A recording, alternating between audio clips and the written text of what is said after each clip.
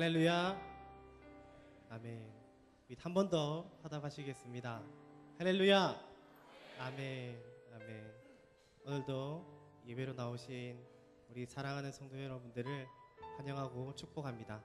이 시간 제가 기도하겠습니다. 하나님 감사합니다.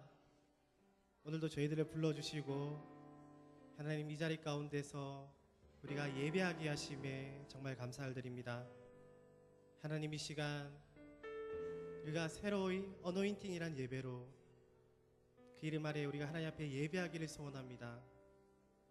하나님 이 시간 가운데에 세대별 차이와 나이의 차이를 우리가 극복하고 우리가 하나님 앞에서 한 마음과 한 뜻이 되어서 함께 하나님을 예배하길 소원합니다. 하나님은 한 분이시오니 하나님께서 우리에게 주신 그 은혜도 동일함을 우리가 이 시간 믿습니다. 하나님 여기 앉아있는 모두에게 동일한 은혜를 부어주시고 우리가 한 마음이 되어서 오직 하나님 앞에 영광을 올려드리며 예배할 수 있는 귀한 시간이 되게 하여 주시옵소서. 이 모든 말씀 우리를 사랑하시는 예수 그리스도 이름으로 기도합니다.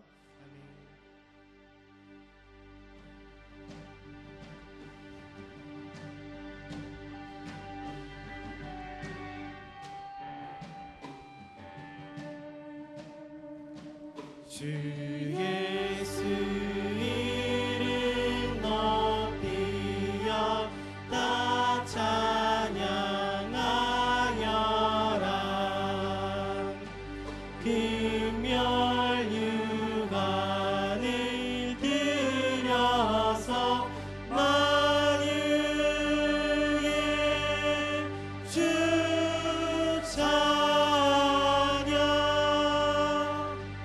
금열 유관을 들여서 만유의 주 찬양. 주 예수 당한 고난을 주 예수 당한 고난을 못 잊을 죄인아 내 귀한 몸에 바쳐서 만유의 주 찬양. 내 귀한 몸에 바쳐서 만유의 주 찬양. 이 지구 위에 거하는 온 세상 사람들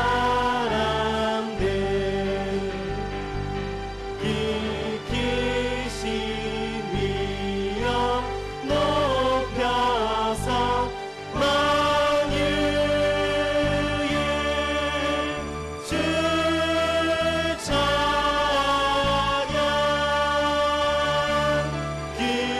기키신 위엄 높여서 만유의 주 찬양. 주 믿는 성도 주 믿는 성도 다 함께 주 앞에 엎드려 무궁한 노래 불러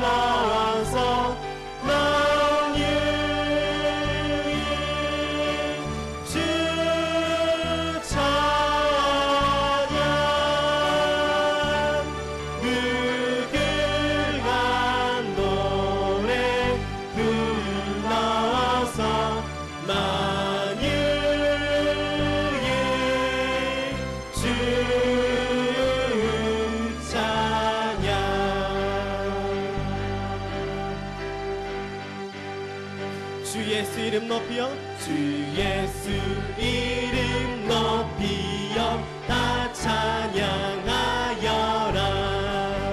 금면류관을 들여서 만유의 주 찬양. 금면류관을 들여서 만유의 주 찬양. 주 예수 당한 고난은 먼 빚을 죄인아 내 귀한 몸에 바쳐서 만유의 주 찬양.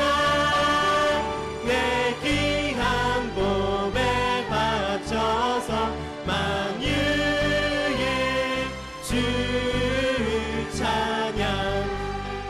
이 지구 위에 거하는 온 세상 사람들 그 크신 위엄 높여서 만유의 주 찬양. 그 크신 위엄 높여서 만유의 주 찬양. 주 믿는 성도 다 함께 주 앞에 엎드려 무궁한 노래 불러서 만유의 주 찬양. 무궁한 노래 불러서 만유의 주 찬양. 무궁한 노래 불러서 만유의 주 찬양.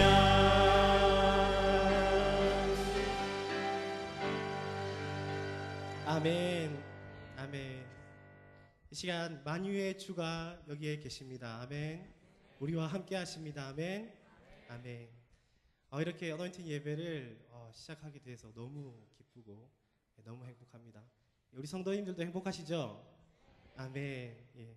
이 시간은 우리 담임 목사님께서 말씀하신 것처럼 이제 우리 어르신들이 우리 청년들에게 맞춰서 함께 예배하는 시간입니다. 그래서 오늘 우리가 함께 찬양함에 있어서 우리 젊은이들이 즐겨 부르는 찬양을 좀 준비했습니다.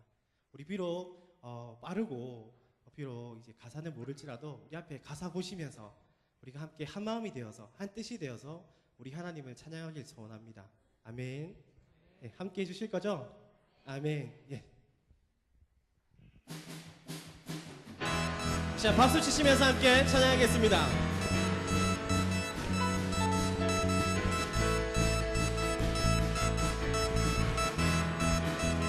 내가 주 찬송하리. 내가 주 찬송하리. 높고 영화로운 주 말과 적군을 이겼네. 아멘. 능치 못함 없으신 나를 구원하신 주 그는 나의 하나님. 기뻐하며 자유를 선포해 승리하신 주님께 외치세.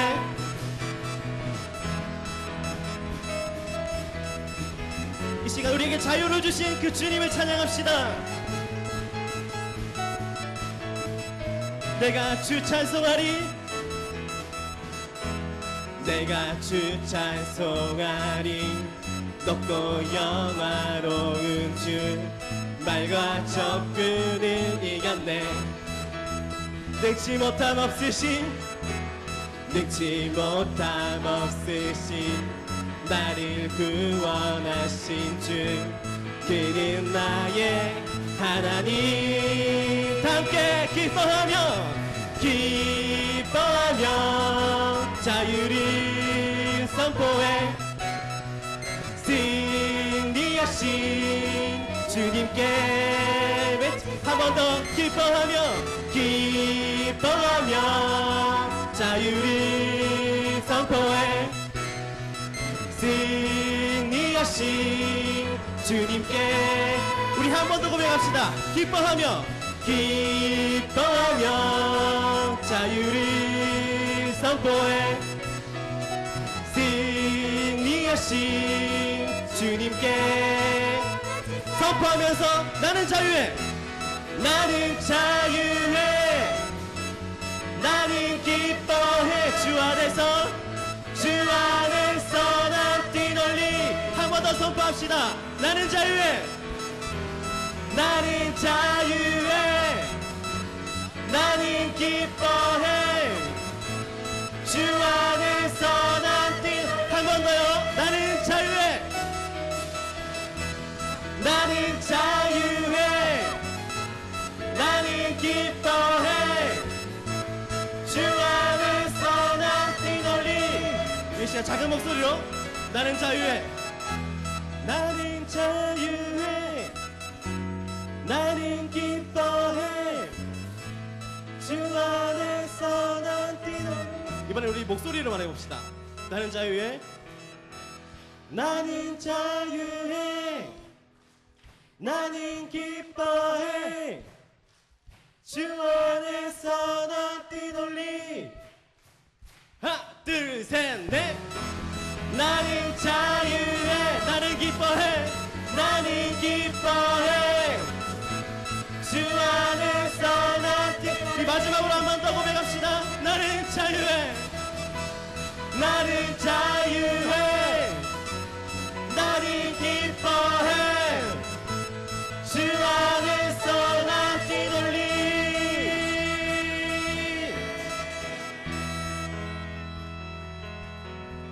주님 어찌 날 생각하시는지 들으시는지 내 기도 주님 진실로 날 생각하시네 날 사랑하네 남의 놀라워라 주님 어찌 날 생각하시는지 들으시는지 내 기도 주님 진실로 날 생각하시네 날 사랑하네 놀라워라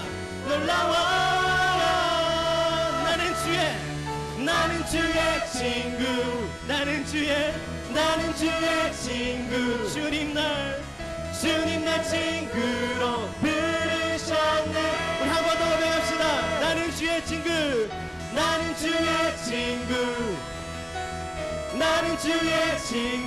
주님 날 친구로 부르셨네 우리 처음부터 찬양할까요? 주님 어찌 날 생각하시는지 들으시는지 내 기도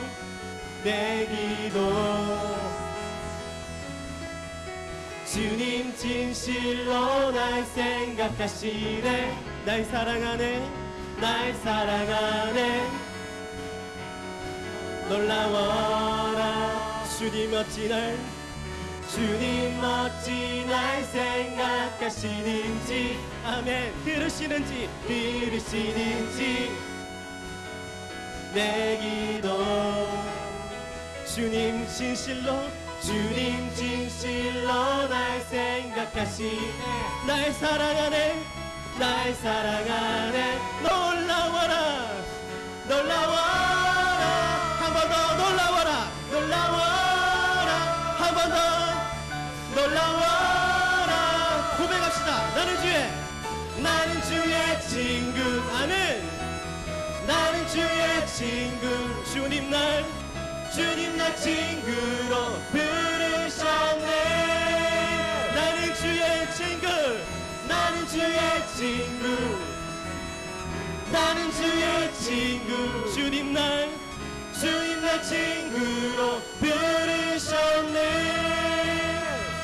전능하신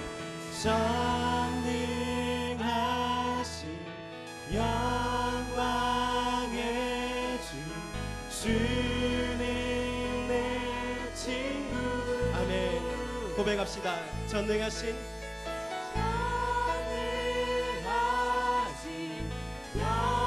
영광의 주 주님 내 친구 우리 조금 더 목소리 높여 전능하신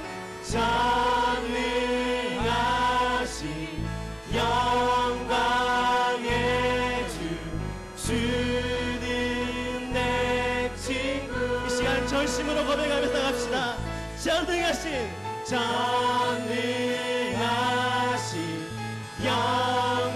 영광의 주 주님 내 친구 나는 주의 친구 나는 주의 친구 주님 내 친구로 부르셨네 한 번 더 나는 주의 친구 아멘 나는 주의 친구 주님 내 친구로 부르셨네 이제 우리 하나님 앞에 영광의 박수와 이름을 나갑시다 아멘 아멘 전능하시고 영화로우신 우리 친구 되신 주님을 이 시간 찬양하길 소원합니다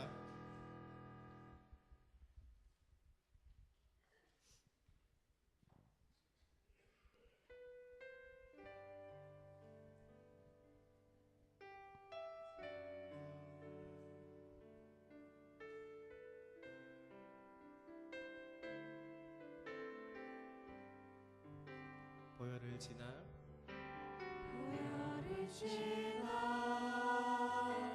하나님 품으로 보혈을 지나 아버지 품으로 보혈을 지나 하나님 품으로 한 걸음씩 이제 우리 한 번 더 고백합시다 보혈을 지나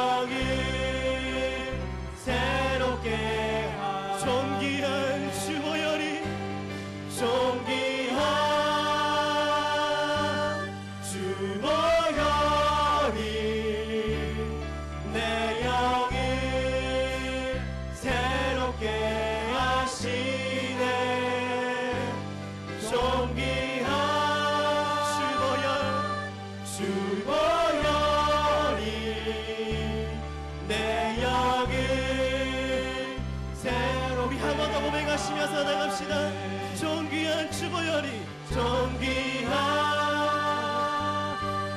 주 보혈이 내 영을 새롭게 하시네. 존귀한 주 보혈이 내 영을 새롭게 하네. 고백합시다.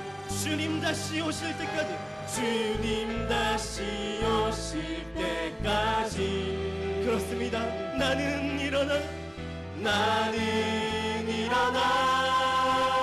달려가리라. 주의 영광 온 땅 덮일 때. 고백합시다. 나는 일어나 노래하리. 내 사모하는 주님 온 세상 구주시라. 내 사모하는 주님 영광의 왕이시. 한 번 더 고백하시면서 주님 다시 오실 때까지, 주님 다시 오실 때까지. 아멘. 나는 일어나 달려가리라. 주의 영광 온 땅 덮일 때. 아멘. 나는 일어나 노래하. 이 시간 우리 두 손 들고 찬양합시다. 내 사모하는 주님 온 세상 구주시라. 내 사모하는 주님 영광의 왕이시. 한 번 더 고백하시면서 내 사모하는 주님, 내 사모하는 주님 온 세상 구주시라. 내 사모하는 주님 영광의 왕이시. 이 시간 우리가 한 마음으로 기도하며 나가길 소원합니다. 하나님, 이 예배 가운데 임재하여 주시옵소서. 하나님, 이 예배 가운데 은혜를 부어 주시옵소서. 이 시간 우리가 한 마음이 되고 한 뜻이 되어서 그 거룩하시고 위대하신 그 하나님의 이름을 찬양하길 원합니다. 예배하길 원합니다. 하나님, 이 시간 함께하여 주셔서 예배를 주관하여 주시고 이제 우리에게 큰 은혜를 부어 주시옵소서. 이제 이 기도 제목으로 우리가 함께 기도하며 나가길 소원합니다. 하나님, 이 시간 드리기 소원하며 기도합니다.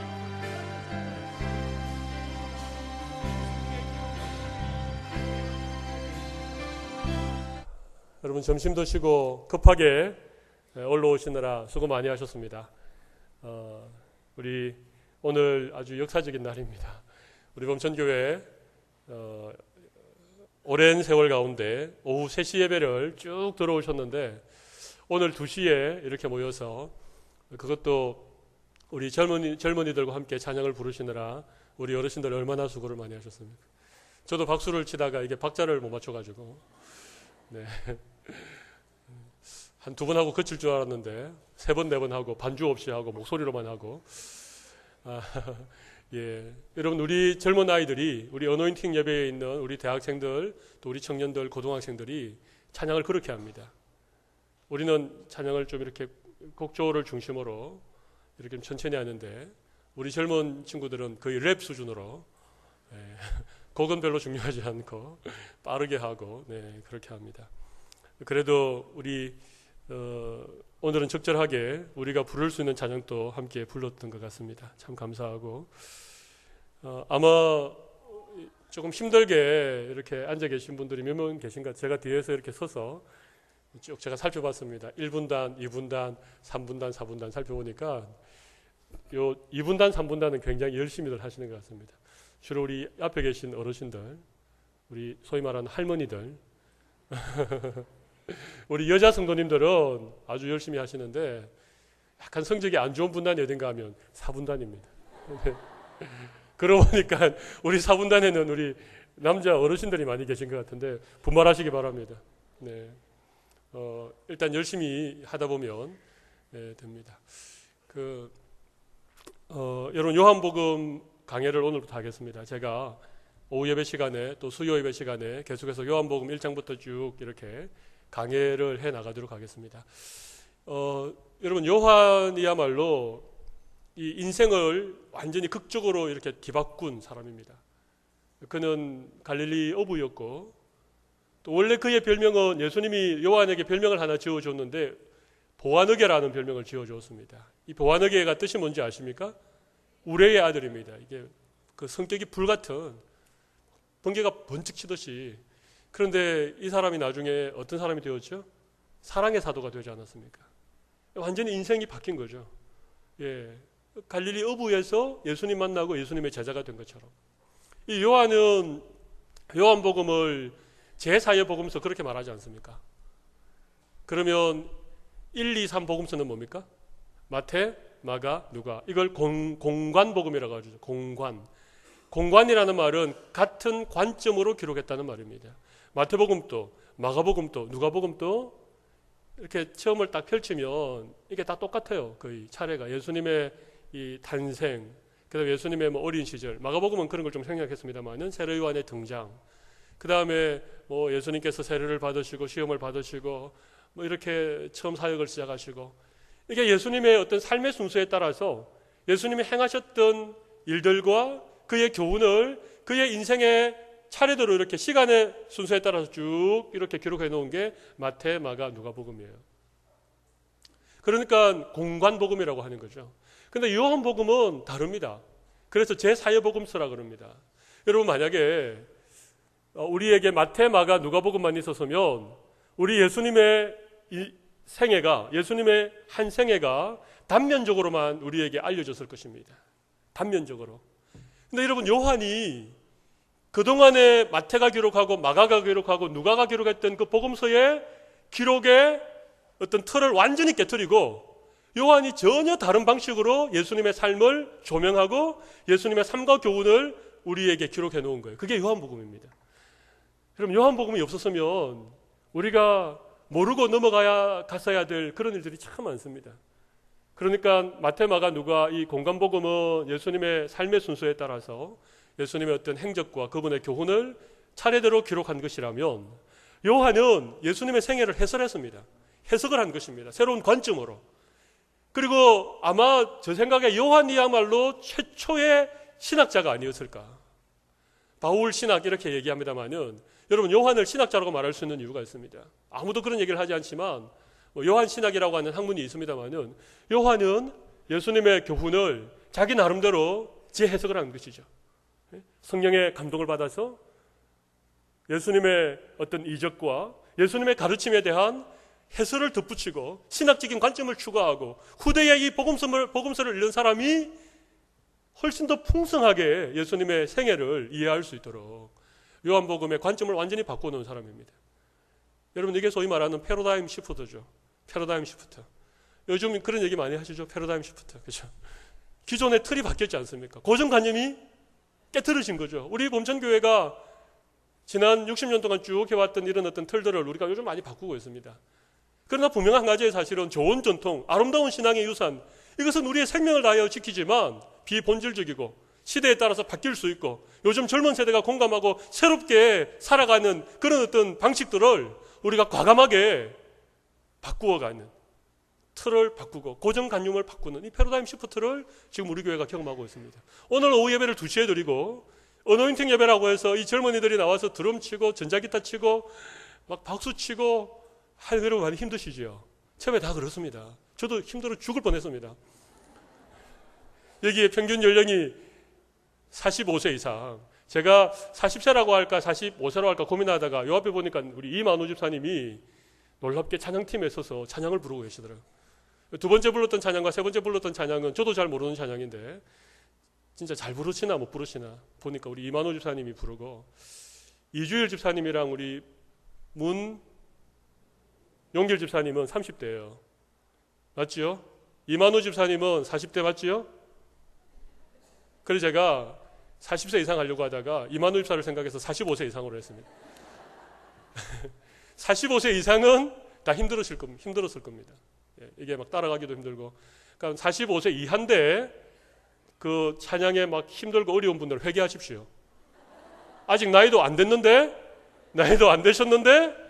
앞에 이만호 집사도 부르는데 내가 못 부른다는 말은 우리가 하나님 앞에 대호각성하고 앞으로 이런 찬양을 많이 불러야 됩니다. 45세 이상은 다 어려웠을 것입니다. 힘들고 박수를 치는 것도 힘들고 처음 듣는 찬양을 따라하는 것도 너무너무 힘들어서 어떤 분들은 그냥 입을 딱 닫고 계신 분들도 계신데 그러면 패러다임 시프트가 안 됩니다. 힘들어도 하십시오. 오늘 힘들었지요? 다음 주 조금 나을 겁니다. 한 달, 두 달 하면 우리도 빠른 박자에 박수를 치면서 그 찬양의 은혜를 함께 누릴 수 있을 것입니다. 여러분 이렇게 하면 여러분 우리가 젊어지는 것입니다. 단순히 우리의 어떤 영혼이 젊어지고 우리의 어떤 육체가 건강해지고 이게 문제가 아니고 우리 범천교회가 젊어지는 것입니다. 여러분 교회가 젊어져야 다음 세대를 책임질 수 있습니다. 다음 세대가 없는 교회를 어떻게 생각할 수 있습니까? 우리의 청년들이 떠나가고 우리의 자녀들이 교회를 별로 싫어하는 여러분 그런 교회 상상해 보셨습니까? 그렇게 10년이 지나고 20년이 지나서 이 교회가 텅텅 비면 여러분 어떻게 하시겠습니까? 여기에 60이고 70인 분들이 80이 되고 90이 되어서 다 주님의 부름을 받고 여기 이제 아무도 안 계시면 어떻게 하겠습니까? 여러분 교회가 젊어져야 됩니다. 여러분 이게 우리의 고정관념을 바꾸고 틀을 깨트리는 건데 요한만큼 그의 틀을 깨트린 사람이 없습니다. 로고스라고 하는 오늘 태초에 말씀이 계시니라 라고 할 때 말씀이 로고스거든요. 로고스 들어보셨지요? 여러분 로고스라고 하는 게 원래 헬라 철학에서 가장 많이 사용하는 용어가 로고스라고 하는 용어입니다. 여러분 그 당시는 헬라 문화가 세상을 지배하고 있었죠. 물론 로마라고 하는 나라가 정치 권력으로 그 지중해 연안을 다 지배하고 있었지만 실제로 그 당시에 사람들의 생각을 지배하고 철학을 지배했던 것은 그리스 철학입니다. 헬라 철학. 로마가 세상을 정복하기 전에 그 일대를 알렉산더 대왕이 아주 젊은 알렉산더 대왕이 이 지중해 연안과 저 멀리 중국까지 그렇게 영토를 확장시켰던 그 헬라, 그리스. 그 헬라 철학이 그 당시 세상을 정신적으로는 지배하고 있었는데 그 헬라 철학에 있어서 가장 중요한 개념 가운데 하나가 로고스라고 하는 개념입니다. 로고스. 근데 여러분 보십시오. 이 요한이 이미 헬라 철학에서 선점하고 있는 로고스라고 하는 그 개념을 이 복음서에다가 딱 기록한 것입니다. 그리고 그 로고스를 태초부터 계신 말씀이신 예수 그리스도에게 적용을 시켰습니다. 여러분 놀라운 일입니다. 이것은 그 당시 사람들은 생각조차 하지 못했던. 그러나 여러분 저는 분명히 믿습니다. 참된 로고스는 헬라 철학의 로고스가 아닙니다. 영원토록 불변하시고 진리이신 예수님인 줄로 믿습니다. 세상 사람들이 그 로고스라고 하는 좋은 개념을 철학적으로 이용했을 뿐이지 실제로는 우리 예수님이 로고스입니다. 그러니까 아마 이 요한이 좀 구태의연하게 그냥 뭐 다른 사람이 생각하는 거랑 똑같이 그렇게 복음서를 기록했다면 이런 말씀이라고 하는 로고스라고 하는 이 용어를 쓸 생각을 못했을 것입니다. 근데 그걸 썼습니다. 아마 그 당시에는 이 개념이 막 혼동되고 헷갈리고 사람들이 어려워했었는지 모르겠지만 여러분 이 요한이 예수님을 로고스, 말씀이라고 기록한 이것 때문에 오늘 우리가 얼마나 놀라운 은혜를 누리고 있는지 모릅니다. 후대 사람들이 은혜를 누리는 거죠. 우리가 좀 불편하고 힘들어도 우리가 패러다임을 바꾸어 놓으면 우리의 다음 세대들이 덕을 보고 은혜를 입는다는 것을 여러분 명심하시기 바랍니다. 그렇게 안 한 사람이 있었죠. 그렇게 안 한 사람이 어디에 나타나는가 하면 4절 5절에 나타나요. 4절 5절 같이 한번 읽어보겠습니다. 시작.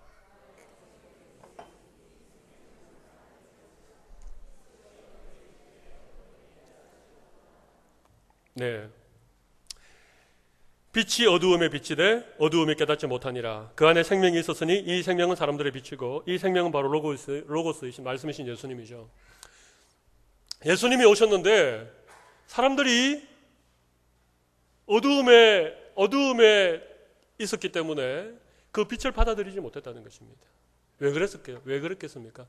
사실은 유대인들의 고정관념이 뭔가 하면 다윗의 후손으로 메시아가 온다는 것입니다. 다윗의 그 찬란한 왕국, 우리 중고등부 친구들 다윗 왕국 알죠? 다윗 알죠? 다윗이 유다를 통일하고 큰 나라를 세운 거 알죠? 주변에 있는 나라들을 정복하고 최고의 임금인 거 알죠? 그러니까 유대 백성들이 전부 다 다윗의 후손으로는 메시아에 대한 고정관념이 뭔가 하면 뭐겠습니까? 그 메시아가 와서 이스라엘을 회복시키고 그 다윗 시대와도 같은 그런 대단한 나라를 일으켜 줄 것이다. 이게 다 고정관념이었습니다. 그런데 예수님은 어떻게 오셨습니까? 사람들의 고정관념을 완전히 깨뜨리고 초라한 말 구유에 그렇게 태어나셨다는 것입니다. 그렇지 않습니까? 그리고 나이 30이 되어서 공생의 사역을 시작하는데도 어떻게 하셨습니까? 병자들을 찾아다니고 세리와 죄인과 창녀들을 친구 삼아서 그렇게 사역을 펼쳐가시니까 오히려 사람들이 막 왕으로 이렇게 모시려고 하니까 그 사람들을 떠나서 홀로 깊은 산속에 가서 기도하고 바다를 건너가 떠나버리시고 이러니까 사람들이 기존에 생각했던 그 고정관념의 메시아를 받아들일 수가 없었던 것입니다. 여러분 여기 어두움으로 표현되어 있죠.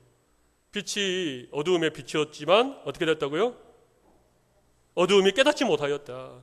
여러분 이게 고정관념입니다. 다른 게 아닙니다. 이 어두움이라고 하는 게 내가 삶에 익숙한 방식, 내 삶의 방식, 내가 그냥 푹 빠져서 이게 저기 된장인지 아니면 DDONG인지 구분이 안 되는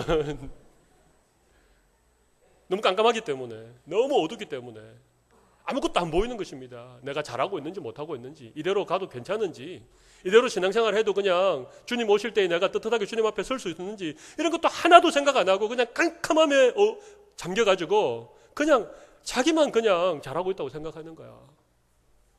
그게 어두움이에요, 여러분.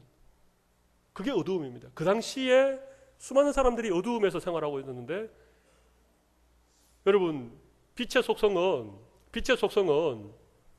빛이 비추우면 어두움이 물러가게 되어 있습니다. 빛이 비추이는데 드러나지 않을 것이 아무것도 없습니다. 그런데도 이 어두움이 빛을 거부했다는 말은 뭡니까? 스스로 더 어두움 속으로, 스스로 더 깊은 동굴 속으로 계속 숨어 들어갔다는 것입니다. 자기의 세상 속에, 자기의 그 패러다임, 자기의 어떤 고정관념 속에 자기를 숨겨서 계속 들어갔다는 것입니다. 여러분, 우리 교회는 이런 패러다임을 바꿔야 됩니다. 아멘. 근데 쉽지 않습니다. 우리가 오랫동안 익숙해져 있고 편안해져 있는 것을 바꾸면 불편합니다. 굉장히 불편합니다. 그래도 바꿔야 됩니다. 그래서 예배 시간도 2시로 바꿨습니다. 여러분 좀 불편하시지요?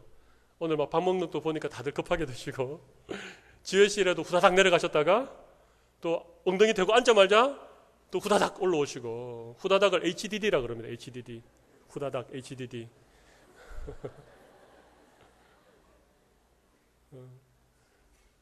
HDD. 저 HDD 굉장히 좋아합니다. 저는 동대문 정신을 좋아합니다. 제가 그렇게 훈련을 받다 보니까 여러분 동대문 정신이 뭔가 하면요, HDD 정신이거든요. 뭐 일주일, 2주일, 한 달, 2달 그렇게 고민하고 그렇게 해서 하는 건 누구나 할 수 있습니다. 근데 그냥 어떤 게 딱 떨어지면 내일 아침까지 뭐가 나와야 된다 이러면 그때부터 비상이 걸리는 것입니다. 그리고 전화통이 불이 나고 발바닥에 불이 나고 HDD를 열심히 하면서 그래가지고 뭔가를 만들어낼 수 있는 게 이게 창의적인 생각 아니겠습니까? 여러분, 그래서 제가 우리 교회에 이런 어떤 패러다임을 바꾸기 위해서 오후 예배를 2시로 당겼습니다. 좀 불편하시더라도 여러분 이 불편함에 여러분들이 좀 마음을 여십시오. 그리고 함께 마음을 좀 모아보십시오. 그러면 우리의 고정관념들이 다른 시각에서 보여지기 시작하고 그냥 내가 내 생각이 그냥 괜찮다라고 생각했던 것들에 대하여서 새로운 어떤 도전의식이 생기기 시작하고, 그래서 뭔가 우리의 인생에 새로운 의욕이 생기고 새로운 변화에 대하여서 우리의 마음이 열려지게 된다는 것입니다. 여러분 오늘 본문 가운데 가장 탁월하게 패러다임 시프트를 한 사람이 한 분 나오시는데 그분이 누구신가 하면 예수님이십니다. 여러분 예수님은 보십시오. 태초에 말씀에 계신 내 말씀이 하나님과 함께 계셔서 이 말씀은 곧 하나님이십니다. 예수님은 태초부터 계셨던 하나님이십니다. 2절 3절에는 그 예수님이 어떻게 하셨다고요? 만물이 그로 말미암아 지은 바 되었으니 지은 것이 하나도 그가 없이는 된 것이 없느니라. 여기 그는 누굽니까? 말씀이신 예수님. 그러니까 예수님은 태초부터 계신 하나님이고 천지를 창조하실 때에 만물 가운데 하나도 예수님이 없이는 지어진 것이 없을 만큼 모든 만물을 다 만드신 창조주 하나님이 바로 누구라고요? 예수님이라고 하는 것입니다. 말씀이시고 로고스이신 예수님이 하나님이시라고 하는 것입니다. 여러분, 그런데 그 하나님이신 예수님께서, 창조주이신 예수님께서 1장 14절 말씀을 보십시오. 같이 한번 읽어보겠습니다. 시작.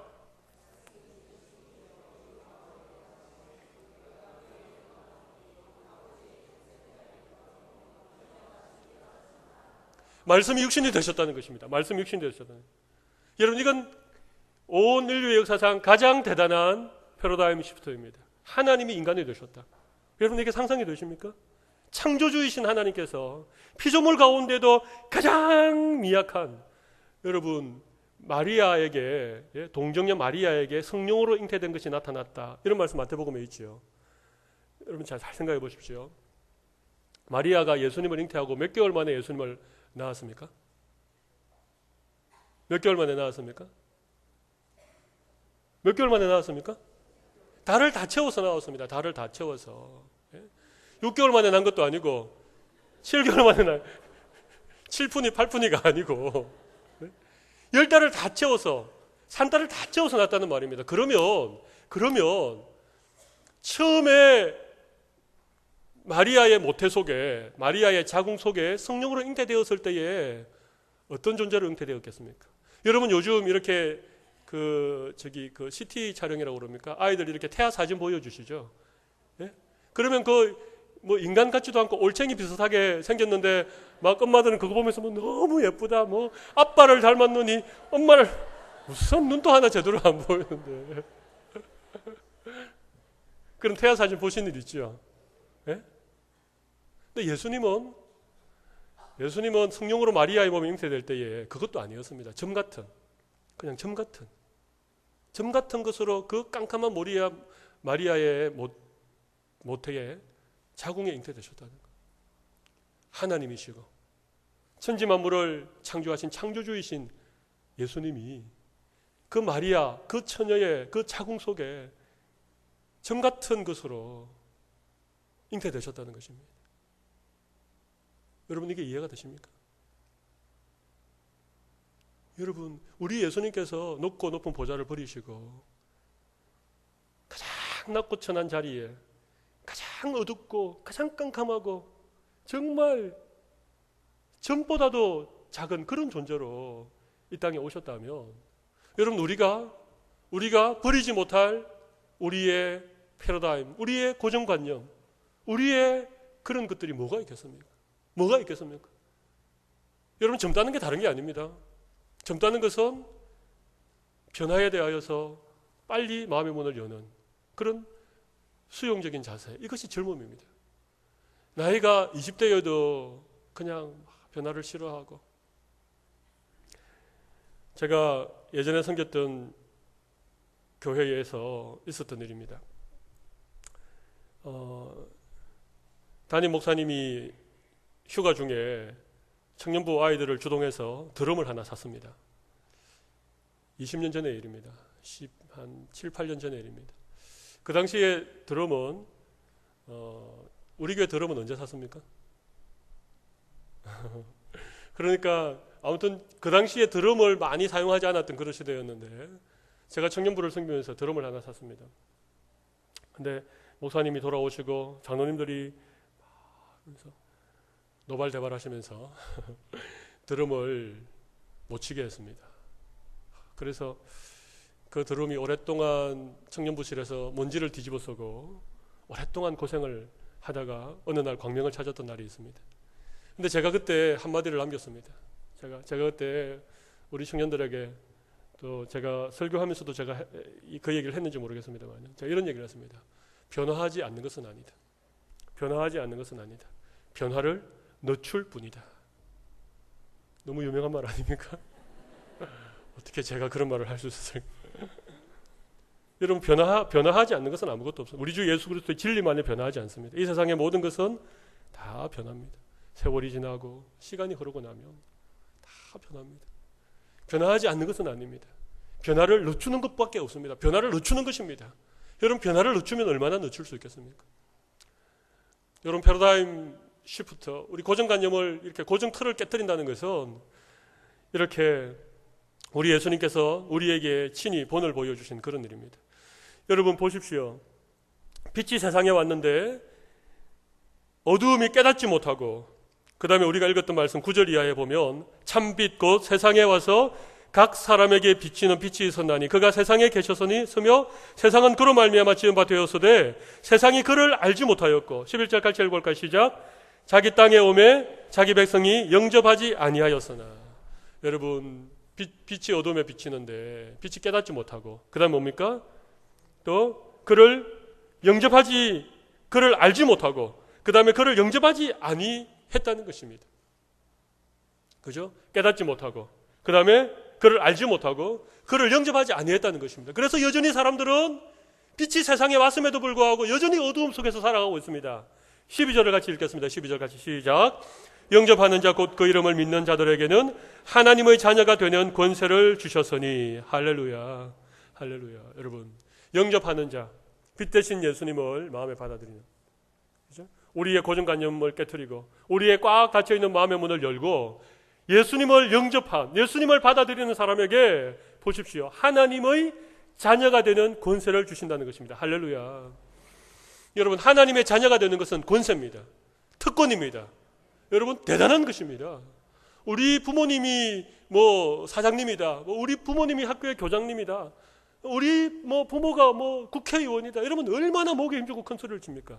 그런데 하나님의 자녀가 된다는 것은 무엇을 말합니까? 하나님이 우리의 아버지가 된다는 얘기합니다. 이것은 권세입니다. 이것은 권세입니다. 놀라운 권세입니다. 그런데 이 권세를 어떻게 주신다고요? 혈통으로나 육정으로나 사람의 뜻으로 나지 아니하고 오직 하나님께로부터 난 자들이니라. 여러분 육정으로, 혈통으로, 사람의 뜻, 이것을 한마디로 얘기하면 뭐겠습니까? 고정관념입니다. 이거 그냥 전통입니다. 그동안 사람들이 쭉 생각해왔던 그들의 방식이었습니다. 여러분 가장 혈통이나 육정이나 사람의 뜻에 얽매여 있었던 사람들 누군지 아십니까?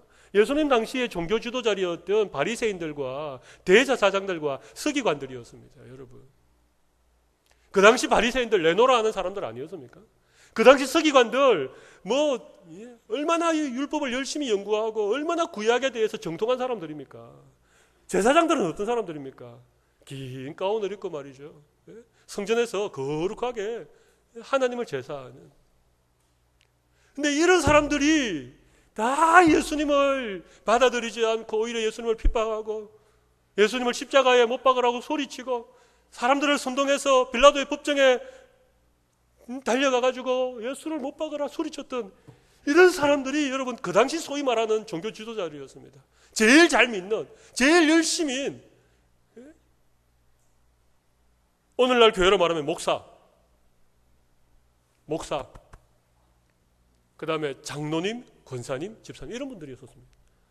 이런 분들이 전부 다 혈통이나 육정이나 사람의 뜻이라고 하는 그 고정관념에 꽉 사로잡혀가지고 예수님이 오셨는데, 빛으로 오셨는데, 생명으로 오셨는데 그 예수님을 보고도 그들이 깨닫지도 못하고 알지도 못하고 그분을 영접하지도 못함으로 말미암아 여러분 하늘과 땅 위에 모든 것을 가지신 온 우주의 주인이시고 우리 생명의 주인이신 하나님 아버지의 자녀가 될 수 있는 이 특별한 권세를 그들의 눈앞에서 발로 뻥 차버렸던 정말 어리석고 바보 같고 한심하고, 여러분 그런데 여러분 그게 다른 사람 얘기가 아니고 오늘 우리의 얘기가 될 수 있다는 것입니다. 우리의 어떤 그 고정관념 안에, 우리의 어떤 그 캐캐묵은 틀 속에 우리가 갇혀 있으면 하나님의 뜻으로 난 자들이어야만이 예수님의 하나님의 자녀가 되는 이 특별한 권세를 하나님께서 우리에게 주실 줄로 믿습니다. 오늘 요한복음을 펼치면서 저는 고정관념이라고 하는, 패러다임 시프트라고 하는 이런 틀에서 제가 좀 말씀을 조명해 보았습니다. 물론 이 말씀 가운데는 우리가 좀 다르게 생각해 보아야 될 부분들도 많이 있지만 오늘 특별히 우리 오후 어노인팅 예배를 처음 시작하는 날이고 오늘 우리 어르신들이 큰 마음 먹고 우리 젊은이들과 함께 호흡하려고 하는 너무나도 중요한 결심을 하신 날이기 때문에 제가 여러분에게 좀 도전이 되라고 이 패러다임 시프트에 대해서 오늘 본문에 초점을 맞추어서 말씀을 드렸습니다. 여러분, 요한은 그의 고정관념을 깨뜨렸던 사람입니다.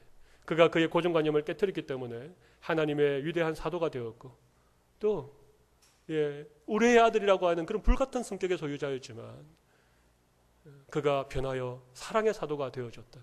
그리고 이 요한복음이라고 하는 전혀 새로운 관점으로 우리에게 예수님의 삶과 교훈에 대하여서 조명해 주고 있는, 그래서 우리가 단면적인 예수님이 아닌 입체적인 예수님을 우리가 읽을 수 있고 배울 수 있고 우리가 경험할 수 있도록 놀라운 은혜의 길을 열어준 사람이 누구라고요? 요한입니다.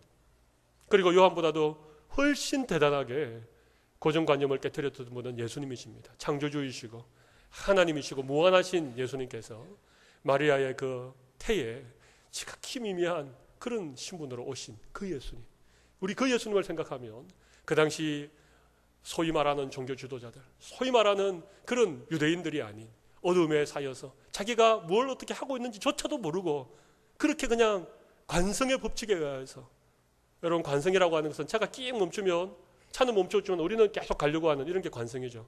계속 앞으로 나가려고 하는 그런 관성의 법칙에 의해서 살아가는 수많은 사람들이 있었을 때에 우리 예수님을 믿는 사람들에게는 하나님의 자녀가 되는 새로운 신분, 새로운 삶, 새로운 생명, 새로운 권세를 주시는 이 놀라운 은혜를 하나님 우리에게 주신다는 것입니다. 사랑하는 성도 여러분, 우리가 신앙생활을 해왔던 우리의 지난 날의 신앙의 모든 것들은 이미 하나님이 받으셨습니다. 그리고 이미 우리에게 지나간 과거가 되었습니다. 정말 중요한 것은 오늘이라고 하는 현재입니다. 오늘 이 시간 하나님의 은혜로 충만한 여러분들이 되시기를 바랍니다. 하나님의 자녀의 권세를 마음껏 누릴 수 있는 여러분들이 되시기를 바랍니다. 어두움에서 빛으로 그렇게 나와서 찬란한 영광의 빛이 비추는 그 빛 아래 우리가 다 나아가서 여러분, 우리가 정말 어린아이처럼 기뻐 뛰고 즐거워하고, 여러분 좀 빠른 노래면 어떻습니까? 잘 노래를 못 부르면 어떻습니까? 그냥 열심히 그렇게 주님을 찬양하다 보면은 여러분, 하나님께서 우리에게 영적으로 젊어지고 또 새로워지는 은혜를 주실 줄 믿습니다. 우리 요한복음을 계속 묵상해 나갈 때에 하나님께서 우리에게 계시의 빛을 비추어 주셔서 이 말씀에 담겨 있는 진리의 보고를 캐낼 수 있는 귀한 은혜를 우리 모두에게 주시기를 바랍니다.